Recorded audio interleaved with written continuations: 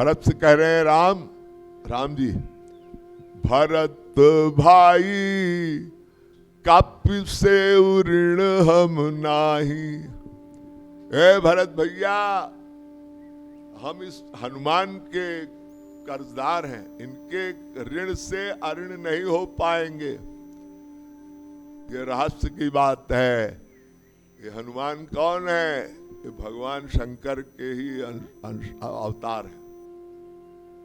ये मुझे इतना प्यार करते हैं कि मेरे लिए इनके कारण ही तो मैं लंका पर विजय प्राप्त किया हूं। भगवान ने हनुमान जी को गले लगाया। हनुमान जी को सात्विक भाव आ गया। सुन सुत तोर उऋण में नाही, कीन्हो अस विचार मन माही।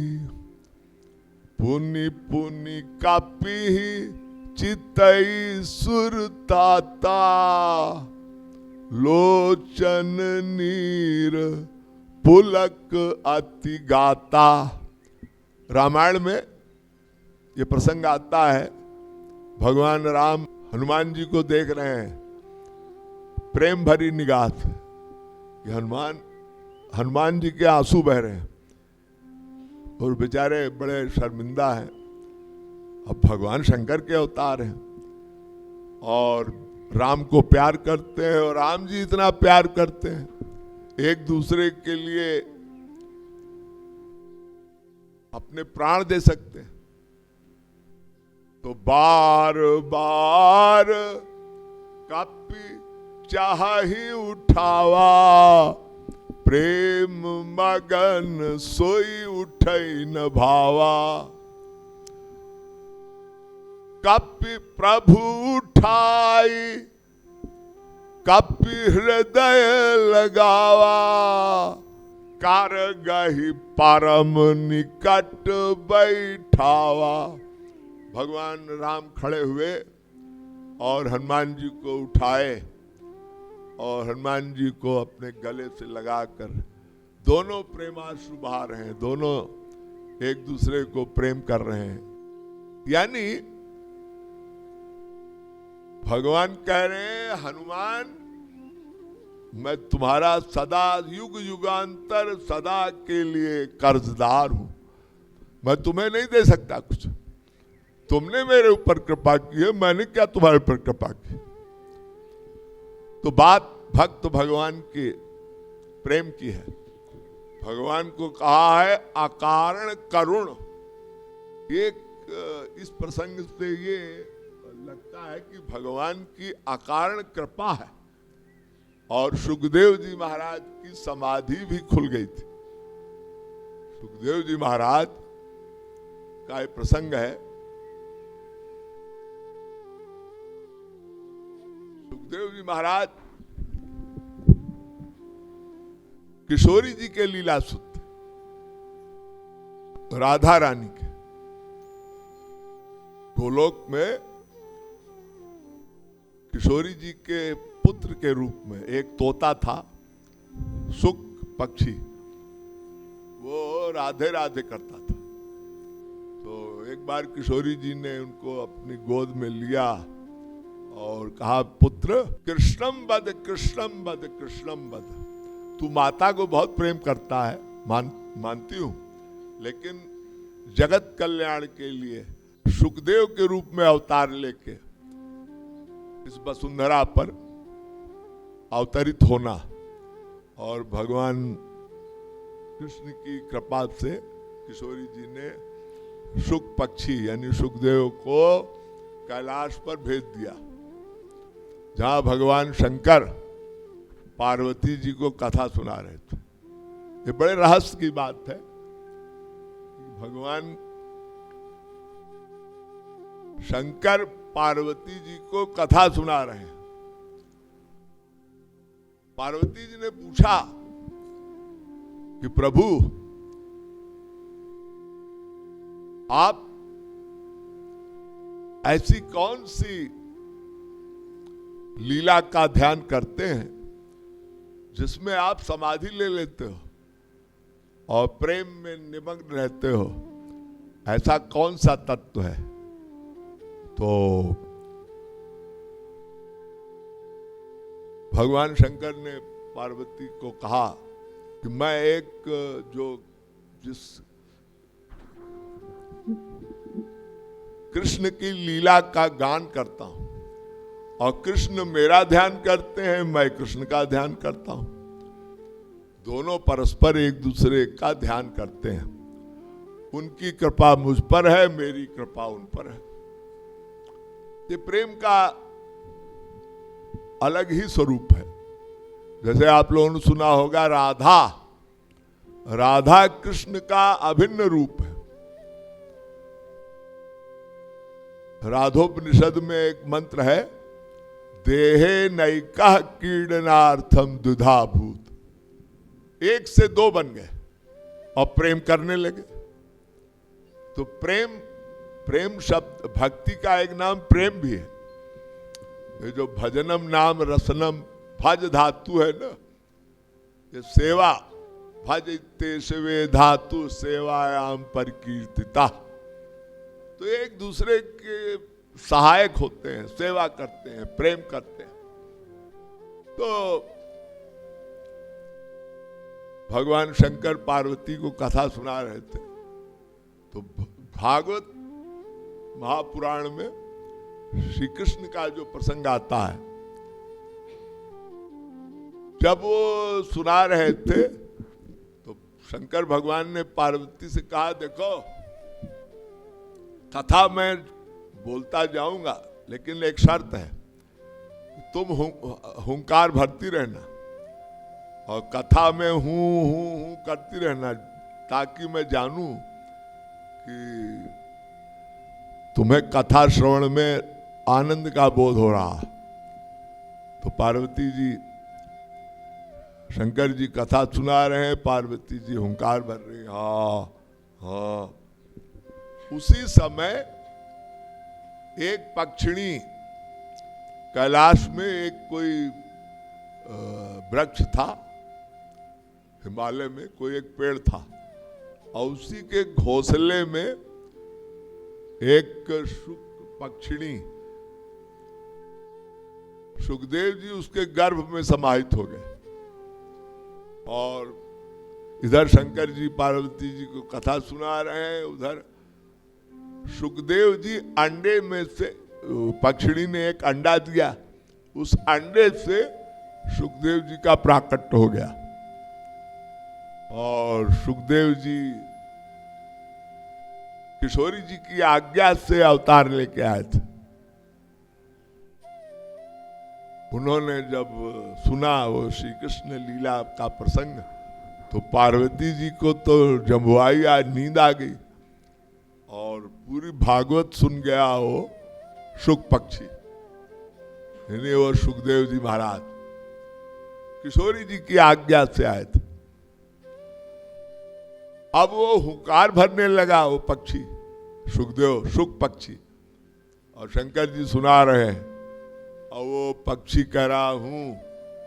ओ शंकर जी, भगवान शंकर ने सोचा ये हुंकार आ कहां से रही। जब समाधि ध्यान में थे हो, तो देखा कौन है अनाधिकारी जो इस निर्जन स्थान पर आकर कथा श्रवण कर रहा है। और सुखदेव जी घबरा गए। सुखदेव जी उस घोंसले से निकल के बाहर और भागे प्राण बचाकर अपनी रक्षा के लिए, और शंकर जी ने पीछा किया। भगवान शंकर ने बहुत कोशिश की कि देखा ये कौन है अलौकिक दिव्य पर्सनैलिटी, और सुखदेव जी और शुक पक्षी के रूप में भागते भागते भागते बद्रिकाश्रम पहुंचे, बद्री वन, जहां भगवान वेदव्यास अपनी पत्नी बिटका देवी के साथ कुछ हरिचर्चा कर रहे थे। वो पक्षी सूक्ष्म, बहुत सूक्ष्म शरीर धारण करके और वेदव्यास की पत्नी के मुख से जम्हुआई आई और मुख से गर्भ में समाहित हो गया। 12 वर्ष तक समाधि ले लिया भगवान शंकर की कृपा से। देखिए, भगवान शिव की कृपा से वो सुखदेव राधा रानी के पुत्र समाधि ले लिए। वेदव्यास हैरान, ये कौन है दिव्य अलौकिक स्वरूप जो हमारी पत्नी के गर्भ में 12 वर्ष से समाधि लिए बैठा है। अंततो गत्वा वेदव्यास ने पूछा, भाई आप कौन हैं? सुखदेव जी ने कहा, मेरा नाम सुखदेव है, मैं हूं किशोरी जी का पुत्र। मुझे शंकर भगवान शंकर की कृपा मिली है। उनकी कृपा से अनुग्रहित मैं आपकी पत्नी के गर्भ में बैठा हूं। मुझे आज्ञा मिली है, लेकिन मैं यहाँ की माया से भयभीत हूं। आपके इस मृत्युलोक में माया बड़े बड़ों को नचाती है, तो मैं बाहर आना नहीं चाहता। तो वेदव्यास ने कहा, मैं भी तुम्हारा पिता हूं और मुझे मेरी पत्नी के गर्भ में आए हो तो मैं गुरु भी हूं तुम्हारा। हमारे शास्त्र के अनुसार पहला गुरु पिता होता है, माता और पिता। तो उस संबंध से मैं तुम्हारा गुरु हूं। मैं तुम्हारा योगक्षेम वहन करूंगा, तुम्हें माया नहीं लगेगी, आ जाओ। तो सुखदेव जी 12 वर्ष के प्रकट हुए और वानप्रस्थ को चल दिए। यानी जन्म लेते ही सन्यास, 12 वर्ष की आयु में जन्म लिया और चले जंगल। जाके उन्होंने निर्विकल्प समाधि ले ली। समाधि ले ली तो वेदव्यास जी ने कहा, इस बालक पर कृपा, बिना भगवत कृपा के, श्री कृष्ण की कृपा के, ये बालक निर्गुण निराकार ब्रह्म की समाधि में गया है, अद्वैतियों वाली। अब इसको सगुण साकार में कैसे लाया जाए? इसको कौन सा ऐसा मंत्र इसके कर्णेंद्रिय से डाला जाए ये निर्विकल्प समाधि से आ जाए? तो वेदव्यास ने अपने भक्तों को कहा कि तुम लोग जंगल में जाओ और देखो मेरा बेटा सुखदेव वहां समाधिस्थ है। तो एक मंत्र भागवत का मैं तुमको याद करा रहा हूं, तुम जाके उसका गान करो। तो वेदव्यास का एक भक्त शिष्य वो गया जंगल में जहां सुखदेव जी समाधि लिए थे। वहीं पास में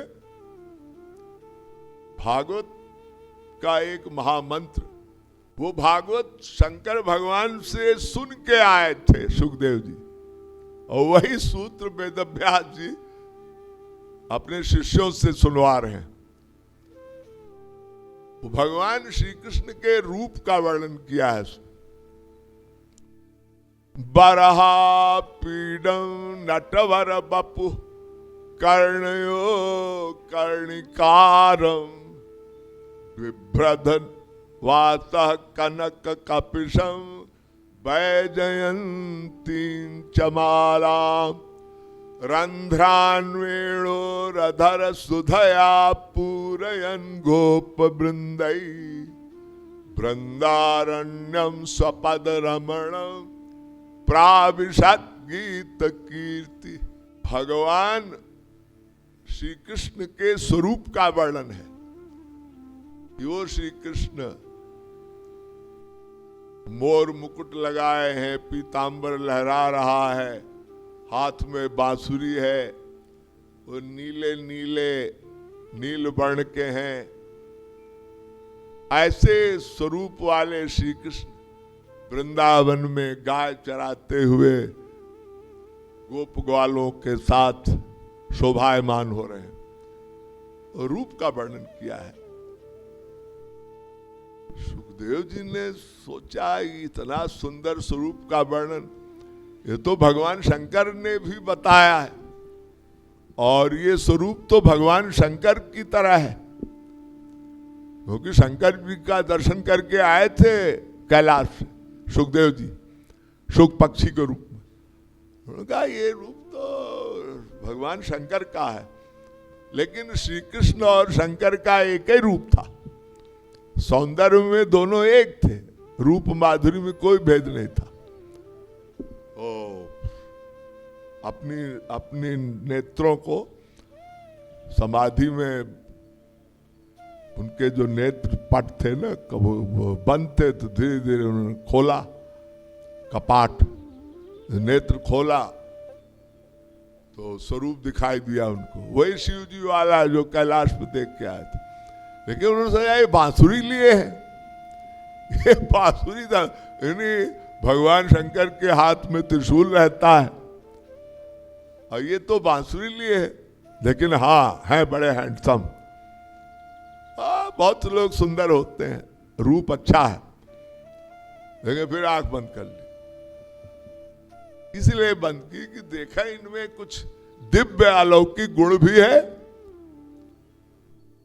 तो उनके शिष्य वेदव्यास के आश्रम लौट आए बद्रीनाथ में, बद्रिकाश्रम। बोले वेदव्यास ने पूछा, भाई हमारे बेटे का क्या हाल है, तुमने ये मंत्र सुनाया? बोले हाँ महाराज सुनाया। तो उन्होंने नेत्र खोले और उन्होंने कुछ ध्यान भी किया स्वरूप का, लेकिन थोड़ी देर में आंख फिर बंद कर ली। तो वेदव्यास ने कहा एक मंत्र और सुना रहा हूं, याद कर लो, जाओ देखो अब कैसे आंख खोलता है कि नहीं। तो वो लोग गए, वेदव्यास के जो शिष्य थे, और एक मंत्र सुनाया, अहो वकीयं स्तन कालकूटं जिघांसया पाय यदप्य साध्वी लेभे गतिं धां चुचितां ततोऽन्यं कं वा दयालुं शरणं व्रजे। इस मंत्र का ये भाव है, अहो वकीयम, बकी बकुली, पूतना बकुली का रूप धारण करके आई। इसके बकासुर अघासुर इसके परिवार वाले थे, तो कंस ने भेजा था पूतना को, जाओ एक कृष्ण नाम का एक बालक है, वो मेरा भांजा है, उसको कालकूट विष लगा के मार दो। तो पूतना गई थी। तो उसी का वर्णन है कि कालकूट विष लगाकर अहो वकीयम, धन्य है वो सुंदरी का भेष धारण करके आई, वो बकुली, और श्री कृष्ण को नंद के महल में यशोदा के पालने में झूलते लाला कृष्ण को उठा ली और लेके आकाश मार्ग में उड़ गई। और विराट रूप भगवान श्री कृष्ण ने देखा, वो अपने पूतना अपने स्तनों में कालकूट विष लगाई थी, वो जहर जो समुद्र मंथन में निकला था। कुछ भाग था जो भगवान शंकर हलाहल पी गए थे ना। भगवान श्री कृष्ण ने शंकर भगवान को से प्रार्थना की कि आप अगर ये समुद्र मंथन का जो कालकूट विष है आप सेवन नहीं करेंगे तो प्रलय हो जाएगी। भगवान शंकर बोले अच्छा मैं जगत पिता हूं, हे श्री कृष्ण घबराओ मत, मैं रक्षा करूंगा। और वो सब हलाहल पी गए थे, और गले में नीलकंठ, वो नीला रंग हो गया था। तो वो विष, कुछ विष का उसका पार्ट वो रह गया था, तो वो कालकूट विष पा गई पूतना। कंस भी कोई साधारण नहीं था, कंस कोई साधारण व्यक्ति नहीं था। वो कालकूट विष लगा के कृष्ण को जब अपने स्तनों से, स्तनों का अग्रभाग, भगवान कृष्ण 6 दिन के लाला, 6 दिन के थे कृष्ण, भगवान कृष्ण ने जो मुंह में लगाया, बोले ओफो, इससे बहुत प्यार हो गया मुझे। भगवान कृष्ण को पूतना से प्यार हो गया। क्यों हो गया? अब उन्होंने कहा मैंने इसके स्तन में मुंह लगा दिया, अब मुझे इसको अपना गोलोक देना है।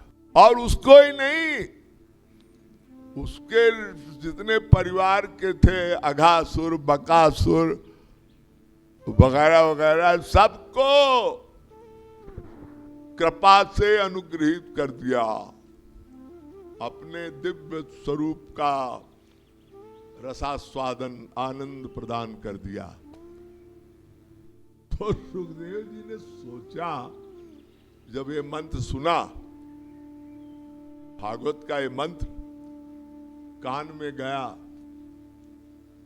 वो सुंदर तो बहुत है, भगवान शंकर की तरह है कृष्ण, लेकिन इन कृष्ण का एक और गुण है, अकारण कृपा। मारने आई थी कृष्ण को और ऐसी कृपा की कि अपना लोक दे दिया। तो ब्रह्मा वही कह रहे हैं, हे श्री कृष्ण, आपने पूतना को दे दिया सब कुछ, अब क्या दोगे?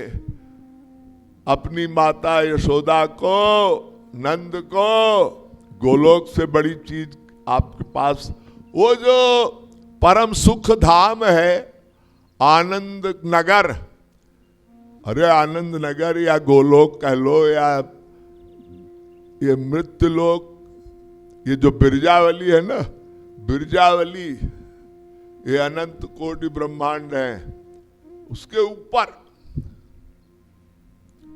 बिरजावली के बाद ये सारे दिव्य लोक, वो लोक आपने दे दिया पूतना को। अहो अकीयम स्तन कालकूटम जिघांसया पाय यदप्य साध्वी लेभे गतिन्धान चुचिताम ततोन्यम कमवा दयालु शरणम ब्रजेम। ऐसे दयालु कृपालु। तो ब्रह्मा जी को चक्कर आ गया, भगवान कृष्ण से बोले आप क्या दोगे और इन गोपियों को क्या दोगे? तो भगवान ने कहा, वही भागवत में एक मंत्र है, न पारे हम निरवध्य संयुजाम स्वसाधु कृत्यम विबुधायुषा पिवा। अरे ब्रह्मा, मैं इन गोपियों का वैसे ही कर्जदार हूं जैसे भगवान शंकर के अवतार हनुमान का एकैकस्योपकारस्य प्राणान् दास्यामि ते कपे शेषस्य उपकाराणाम भवामि ऋणो। अरे इन ब्रजवासियों ने, वृंदावन वालों ने, गोप ग्वालों ने, गोपियों ने मुझे मेरे लिए सर्वस्व न्यौछावर कर दिया, अपना सब कुछ दे डाला। इन ब्रजवासियों ने वैसी सेवा कर डाली, इतना प्यार दे डाला, इतना प्यार मेरे हनुमान ने मुझे दिया, मैं उनका ऋणी रहा। ऋणी था त्रेता में, अब द्वापर में तो मैं, हे ब्रह्मा, मैं इन सब भक्तों का कर्जदार हूं। ये अकारण करुणा का जो भाव सुखदेव परमहंस ने को श्रवण कराया इस मंत्र के द्वारा, तो सुखदेव जी उस अकारण कृपा से प्रभाव से लौटकर अपने पिता वेदव्यास की शरण में आए थे। ये कृपा, अकारण कृपा का एक छोटा सा उदाहरण है। अभी भगवान की भगवत कृपा पर थोड़ा विशेष प्रसंग कल से प्रारंभ होगा, 2-3 दिन चलेगा। आज हो सकता है आप लोग थोड़ा बोर हो रहे हो, तो संकीर्तन के माध्यम से आप लोगों का जो प्रमाद है, आलस्य है, दूर किया जाएगा। आइए थोड़ी देर संकीर्तन करते हैं। ओ कैलाश पे रहने वाले, ओ कैलाश पे हे शंकर भगवान, निस दिन तुम्हारे ही गुण गाओ, दे दो मुझे वरदान। ओ कैलाश पे रहने वाले हे शंकर भगवान, निश दिन तुम्हारे ही गुण गाओ, दे दो मुझे वरदान। ओ कैलाश पे रहने वाले हे शंकर भगवान, निस दिन तुम्हारे ही गुण गाओ, दे दो मुझे वरदान। ओ कैलाश पे रहने वाले हे शंकर भगवान, निश दिन तुम्हारे ही गुण गाओ, दे दो मुझे वरदान।